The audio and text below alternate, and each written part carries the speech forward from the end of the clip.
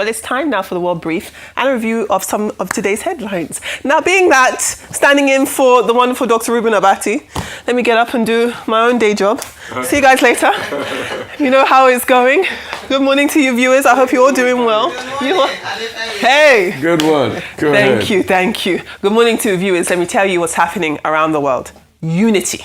Nigeria and the United States have launched a joint operation to map and surveil terrorist cells operating in remote and urban locations. Now, the United States is providing advanced intelligence, recce capabilities, and capacity building support. The United States had been conducting intelligence gathering flights over large parts of Nigeria since late November. That's according to flight tracking data and current and former US officials. Now, this is happening as a sign of increased security cooperation between the countries, United States and Nigeria. Now, the surveillance flights operated by Mississippi-based Tenax Aerospace typically takes off from Ghana, flies over Nigeria, and then returns to Accra, the Ghanaian capital. Now, the aircraft that is being used is called a Gulfstream V or Gulfstream 5. It's often modified for intelligence surveillance. Now, all of this as efforts continue in protecting vulnerable communities from religious, cultural,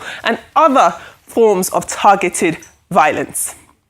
Now, the United States Department of Homeland Security has increased the financial incentive for undocumented migrants to voluntarily leave the United States. Now, they've increased it from $1,000 to $3,000 effective until the 31st of this month. The initiative is part of the Trump administration's broader immigration enforcement strategy, aiming to reduce the number of undocumented migrants in the United States. Eligible migrants can they can register their intention through the CBP Home app. Now, that CBP Home app is a rebranded version of the CBP One platform. And then once they do that, they would receive this $3,000 stipend. They'd also receive a free airfare to their home country and a waiver of certain civil fines or penalties. Homeland Security Secretary Kristi Noem, and she emphasized that those who do not take the advantage of this offer will face arrest and deportation with permanent restrictions on re-entry to the United States. Now, the Trump administration frames this initiative as a cost-effective alternative to detention and deportation, which costs around $17,000 per person. Now, yesterday, we did break the news of the Trump administration's recalling of nearly 30 career diplomats from ambassadorial and senior embassy posts, many of them in Africa. That included the Nigerian ambassador too. But what we're hearing now is that his administration is set to promote loyal ambassadors to key diplomatic positions. That means that the recalled diplomats, mostly career foreign service officers, will be reassigned, as I was mentioning, to other roles in Washington rather than losing their jobs entirely. That's as Secretary of State Marco Rubio revealed that the administration has unveiled a fresh roster of hundreds of promoted diplomats following tweaks to evaluation criteria and panels. Meanwhile, the American Foreign Service Association has expressed concern that the promotion system is being skewed to favor those cozy with the administration, risking politicization of the Foreign Service.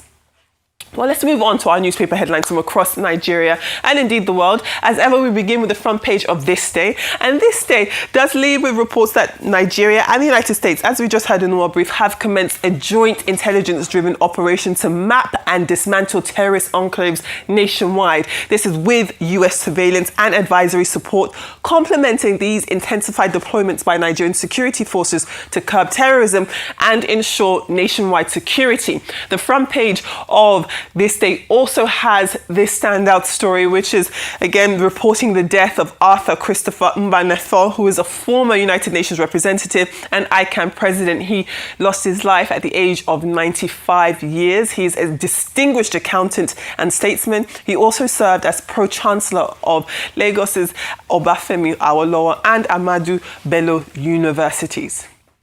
It is Tuesday, and as ever on Tuesday, we had the legal insert into this day, which includes The Advocate, which is a column written by Onikepo Braithwaite. So on this week's edition, she writes on the Supreme Court's judgment on emergency rule, examining its constitutional implications. Now, the limits also she discusses, she talks about the limits of presidential powers and the debate between strict constitutional interpretation and pragmatic governance in resolving state-level crises. As always, a very interesting read. We've got a double whammy up next. Let's take a look at the Daily Sun and the New Telegraph. So both of these papers are looking at the federal government declaring kidnapping and kidnappers, bandits as terrorists. Now, the federal government has also officially classified kidnappers, violent armed groups as terrorists, vowing tougher action against attacks on communities, farmers and school children. Now, as we also saw on this day, the paper also, this is wonderful, this is the This Day insert here. This Day reports that Minister Mohammed Idris says kidnappers and bandits will face the death penalty under Nigerian law, with security agencies acting legally under the new counter-terrorism doctrine. So Nigeria really taking security seriously. Moving on to the Daily Independent this morning. Meanwhile, we're seeing that the Dangote refinery is again getting involved. So what they're saying is, essentially, what the refinery has done, they have launched a nationwide hotline for Nigerians to report any MRS filling station selling petrol above the approved 739 naira per litre. That is as part of efforts to enforce fair pricing and ensure transparency and curb artificial scarcity. So if you want the hotline number, you're going to have to take a look inside the papers there to see what is there for you. Now, looking at the Vanguard does report that ahead of AFCON's opener for Nigeria, the Super Eagles remain 38th in FIFA's men's world rankings with just 1,502 points. This is unchanged due to the absence of competitive matches. Morocco lead Africa as 11th globally, followed by Senegal at 19th and Algeria at 34. Egypt ranks 35th, just above Nigeria. Now, Nigeria takes on Tanzania this evening. Kickoff is at 6:30 p.m. I am looking forward to Nigeria opening its AFCON campaign. Let's move on to the Leadership newspaper today. Now, the Leadership reports that the federal government has defended the January 2026 implementation of new tax laws, stressing that any delay could harm the economy.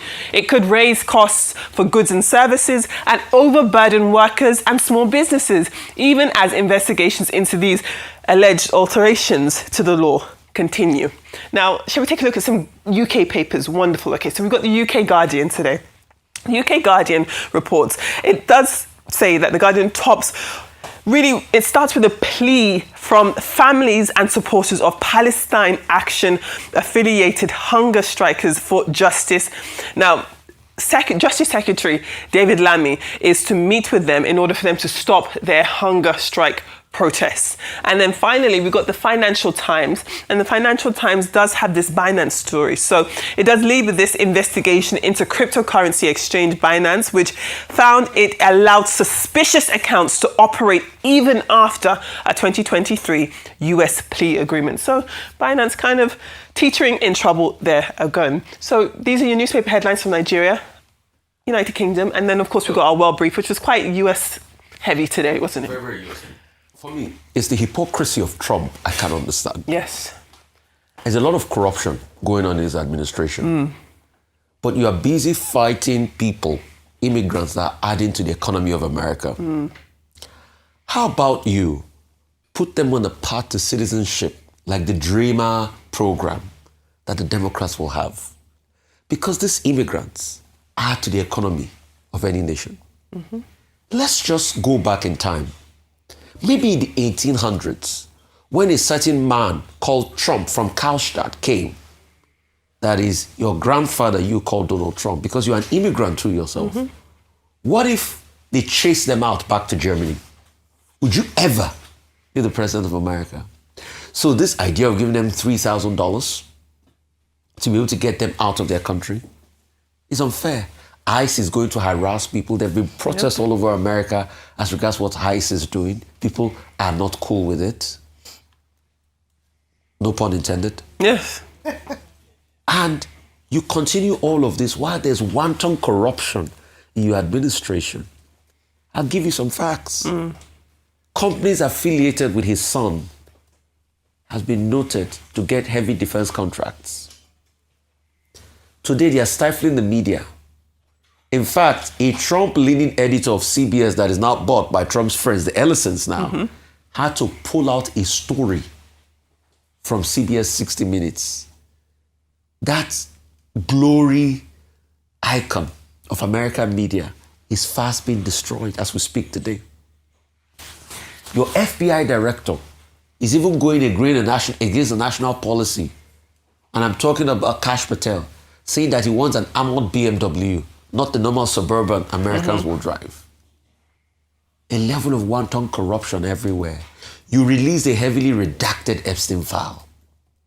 Rather than focus on this, you are fighting people, keeping them away, pushing them away. In fact, you are even low on the charts as regards immigration. Your opinion polls as regards immigration, a lot of Americans do not believe that you can solve the immigration problem. So your opinion polls are in the tatters. Your popularity rating is dead. Your core MAGA people like Marjorie Taylor Greene and the likes are leaving you. And this is what you're focusing on. All right.